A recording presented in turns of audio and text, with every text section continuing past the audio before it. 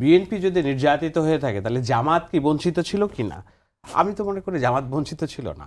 জামাত তার পরিচয় লুকিয়ে আওয়ামী লীগের প্রত্যেকটা স্তরে স্তরে তারা রাজনীতি করেছে, পদ পদবি নিয়েছে। এমনকি রাজশাহী বিশ্ববিদ্যালয়ের যে ছেলেটা আজকে ছাত্রলীগ অভিযোগে আরেকজনকে পেটালো, এও ছাত্রলীগের মিছিল করেছে।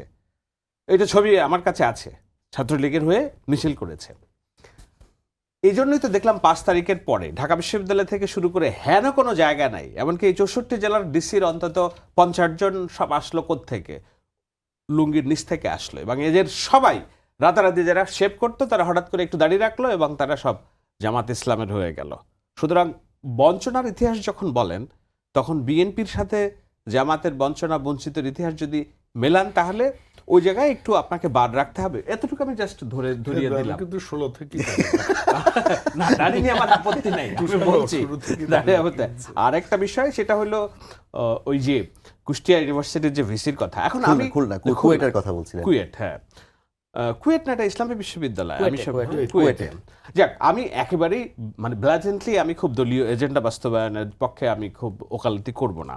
আমি কিছু বিষয় একমত যে হ্যাঁ, একেবারে সরাসরি রাজনীতি করে এরকম ব্যক্তি না বসিয়ে বিএনপি ঘরানার জাতীয়তাবাদী বিশ্বাসী লোকজনকেও হয়তো বসানো যেত, সেটা একই পারপাস সার্ভ করতে হয়তো বিতর্ক কম হতো, আই এগ্রি। কিন্তু আপনাকে অ্যাট দ্য সেম টাইম এটাও দেখতে হবে যে যেই বিশ্ববিদ্যালয়ের কথা বলছে, যেই প্রক্রিয়ায় তাকে ক্ষমতাচ্যুত করা হয়েছিল সেটা তো অশোভন ছিল না।